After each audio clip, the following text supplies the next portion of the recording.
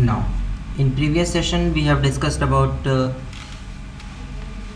what are the different ways to basically convert ASCII into your decimal means your binary numbers and binary numbers into ASCII. Now, here we have discussed about some libraries like RINT and WSINT and TRINT. These are some libraries that are available, so we can use to create the respective exe files with the help of suppose TASM हम करते हैं, TASM and T-Link के help से करते हैं. तो here we have the way to write is T-Link, then all the object files that will create the executable. अगर link के हेल्प से मैसम लिंक एंड ML के हेल्प से अगर आप करते हैं तो here in case of ML what we use is TR, first object file, second object file and third object file along with ML command.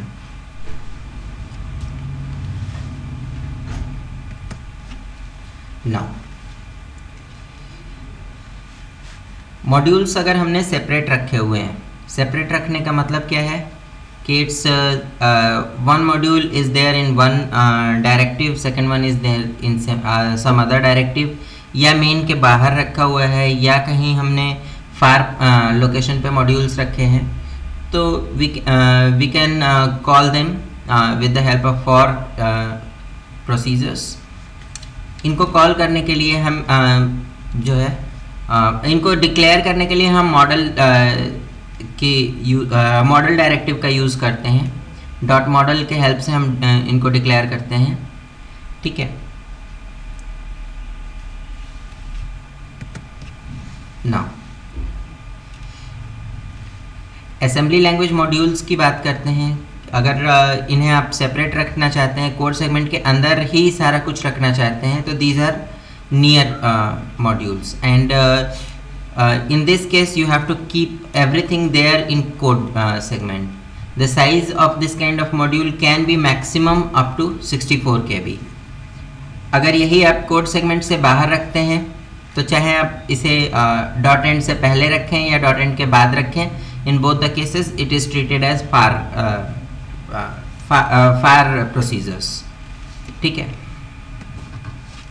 Now calling variables within the procedure.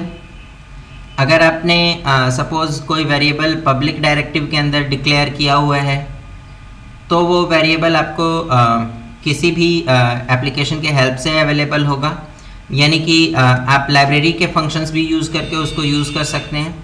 और अगर आपने उसको क्या कहते हैं कि प्राइवेट रखा हुआ है, यानी you haven't defined that where actually it has to go, then it has a private access and it is accessible only in code segment. ठीक है. Now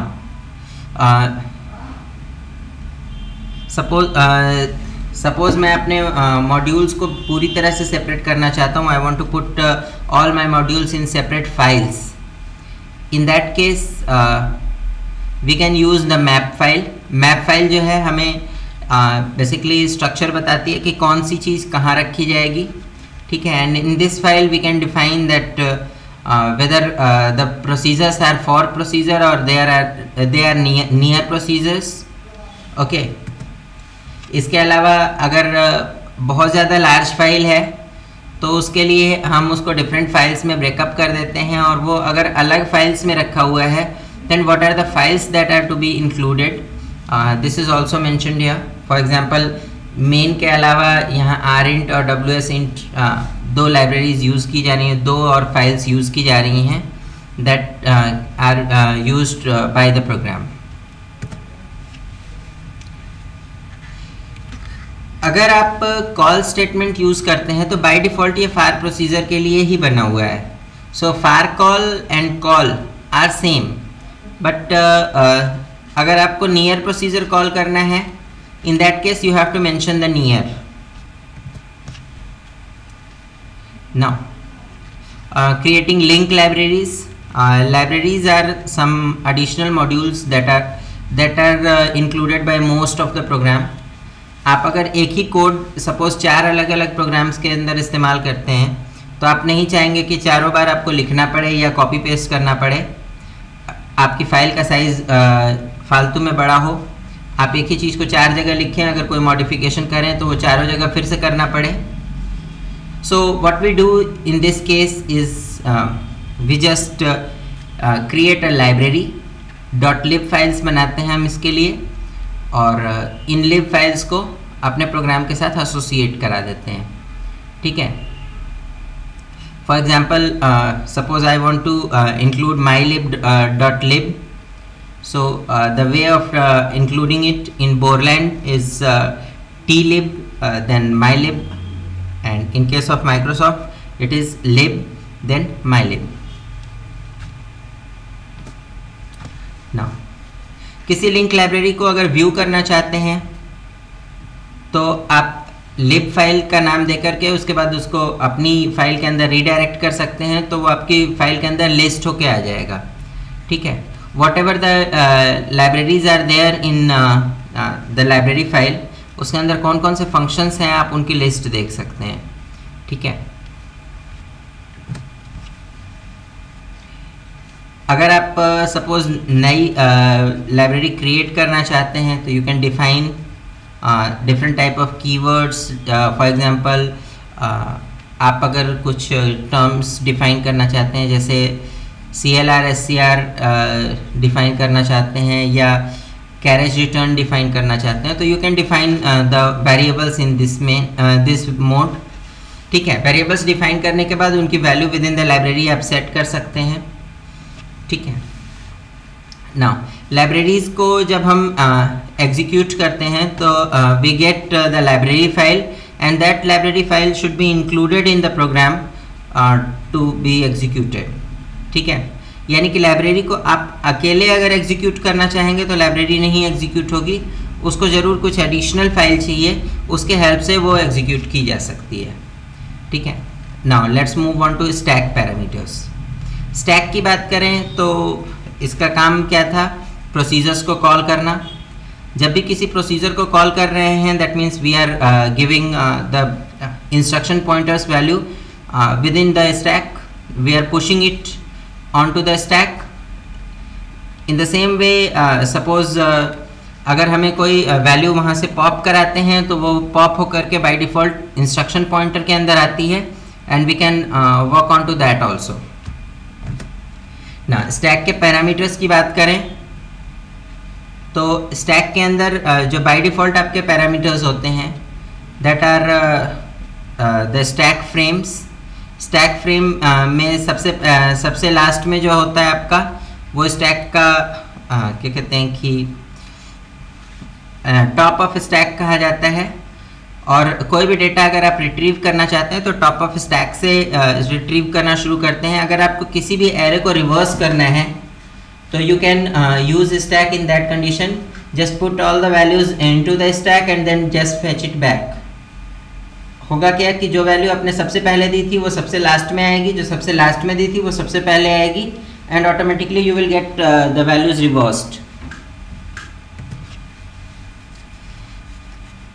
स्टैक पैरामीटर्स में हमारे पास कुछ एडिशनल पैरामीटर्स होते हैं. जैसे अगर हम पॉप करके वैल्यूज़ को किसी खास रजिस्टर के अंदर रखना चाहते हैं तो we can define the register name. इसके अलावा अगर हम प्रोसीजर के अंदर बार बार प्रोसीजर कॉल करना चाहते हैं तो we can use that also. Here you see some numbers are pushed into the stack and then after some procedure is called. Actually this method is not okay because अगर आप कुछ values push कर रहे हैं stack के अंदर और उसके बाद से फिर किसी procedure को call कर रहे हैं तो that means you are using stack for calculation as well as for references also. So you have to take care कि कब आपने procedure call किया था और within procedure कहीं आप फिर से push की command ना दें. अगर आप C++ कंपाइलर्स के साथ अगर इसको यूज़ करना चाहते हैं तो you can use the similar way. Now recursion पे आते हैं। रिकर्शन क्या होता है? जब आपको एक ही स्टेटमेंट एक ही प्रोसीजर को के अंदर बार बार कॉल करना होता है, मतलब एक प्रोसीजर को उस प्रोसीजर के अंदर ही कॉल करना है, for that we basically use recursion. Okay, here what we do, factorial नाम का जैसे प्रोसीजर बनाया था, here you see the implementation in Pascal language, that factorial procedure, it takes n as integer and returns an integer, and करता क्या है, check करता है कि क्या n की वैल्यू 1 से बड़ी है। अगर 1 से बड़ी है या अगर 1 के बराबर है तो फैक्टोरियल की वैल्यू 1, अगर n की वैल्यू 1 से बड़ी है इन दैट केस n से मल्टीप्लाई करे फैक्टोरियल n-1 को। Here it is calling the same factorial function again. Okay, now in case of your assembly language, what we do here, what I am doing is ax के अंदर suppose वो number move किया जितने से कि हमको जितने का फैक्टोरियल निकालना था, ठीक है। अब इसके बाद हमने ax को स्टैक में पुश किया, फैक्टोरियल कॉल किया। नेक्स्ट टाइम जब फैक्टोरियल कॉल होगा ax की value in the factorial function आपकी जाएगी 8, ठीक है। नाउ ये क्या करेगा, बीपी को पुश कर रहा है then into the stack, then what happens is it is reading here BP comma SP, means SP को मूव कर रहा है बीपी के अंदर। Then calculation is performed. Calculation में क्या किया कि बीपी की current location +4 is the number, okay, means जो भी 8 हमने लिया था तो उस नंबर को ये चेक करेगा वेदर इट इज 1 और not. If it is not 1, what it will do, ये उससे एक कम का फैक्टोरियल निकालने के लिए बोलेगा, ठीक है। सो उससे एक कम का फैक्टोरियल निकालने के लिए क्या करेगा, स्टैक के अंदर फिर से उस वैल्यू को पुश कर देगा and it will again call the factorial function. So in this way you will find कि 8 का फैक्टोरियल निकालने के लिए पहले 8 चेक किया, उसके बाद हमने दोबारा फैक्टोरियल कॉल किया 7 के लिए, फिर 6 के लिए, फिर 5 के लिए, 4 के लिए, 3 के लिए, 2 के लिए, 1 के लिए। 1 के लिए जब किया तो इस बार लेवल 1 आपका कॉल हो जाएगा और जो है फैक्टोरियल की वैल्यू 1 डिफाइन कर दी जाएगी। देन 1 मल्टीप्लाई होगा पिछली वैल्यू यानी कि 2 से, देन उसके बाद 2 मल्टीप्लाई होगा 3 से, 3 मल्टीप्लाई होगा 2 इंटू 3 मल्टीप्लाई होगा 4 से, देन 2 इंटू 3 इंटू 4 मल्टीप्लाई होगा 5 से। इसी तरीके से फैक्टोरियल 5 मल्टीप्लाई होगा फैक्टोरियल 6 से, फिर फैक्टोरियल 7 से, फिर फैक्टोरियल 8 से, and finally the result is printed. This is how the operation is performed. 8, then instruction pointer, then base pointer, again instruction pointer, base point, the number, instruction pointer, then base pointer, then again your number, then instruction pointer, then base pointer, then number, then instruction pointer, then base pointer, and so on, and it has gone up to n equal to 1, ठीक है। ना आप जब भी कभी arguments देना चाहते हैं with the procedure, so we can give the arguments in 2 forms. Either we can give the memory reference, that means the exact memory address, और we can give it with the help of values, that what actually the memory value is, ठीक है। सो अगर आप value देते हैं तो we call it call by value, and if we pass the exact memory location then it is call by reference, okay. यहाँ तरीका क्या होता है कि while calling the function you cannot give anything. What we do is we push whatever we have to pass on into the array, वो सारी चीज़ें हम पुश कर देते हैं इस स्टैक के अंदर। होगा क्या कि जो भी आपका क्या कहते हैं कि फंक्शन है वो कॉल होने के टाइम में वो जानता है कि लास्ट जो वैल्यू स्टैक की है वो तो करंट एड्रेस है उसका, ठीक है, इंस्ट्रक्शन पॉइंटर की वैल्यू के बराबर है। उससे एक स्टेप पीछे जो भी वैल्यू मिलेगी that is the value given by user, ठीक है, यानी ये आर्ग्यूमेंट्स हैं, ठीक है। सो किसी फंक्शन को अगर 2 आर्ग्यूमेंट्स चाहिए तो 2 वैल्यूज उसके पीछे हमने स्टैक में पुश कर दी। So by help of stack also the user can get the numbers, ठीक है। अब किसी फार पॉइंटर को अगर हमें कोई डेटा देना है तो फार पॉइंटर को डेटा देने के लिए we can use dot far data. Dot far data के अंदर हम डिफाइन कर देते हैं जो भी सेगमेंट जो भी मेंबर्स वो एक्चुअली ग्लोबली अवेलेबल रहते हैं हमारे प्रोग्राम के अंदर। That means there is a public access on to those values, ठीक है। Otherwise we can use stack also in this case. Stack actually is same for your far pointers and near pointers both.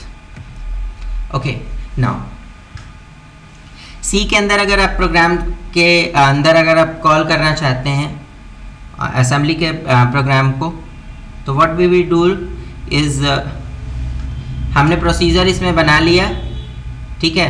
उसके अंदर जो भी हमने values call कर रखी जो भी वैल्यूज़ हमने स्टैक से ले रखी हैं वो एक्चुअल में जैसे हम पुश कर रहे थे स्टैक के अंदर, जैसे here suppose 2 values are taken like word val and radix. So सबसे पहले ये इसको पुश करेगा, फिर इसको पुश करेगा। After pushing it will call the statement.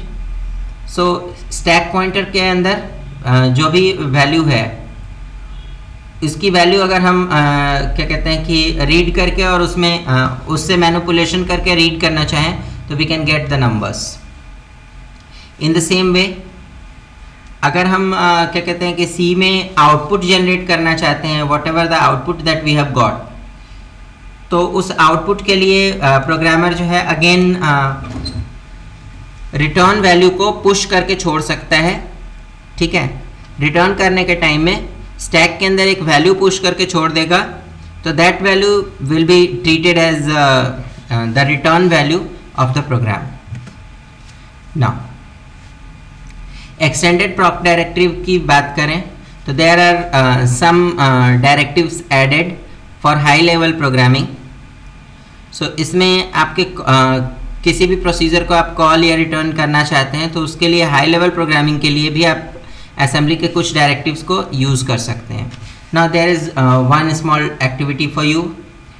You have to define basically explain stack parameters, and secondly you have to understand explain the recursion. That's all for this session. Thank you.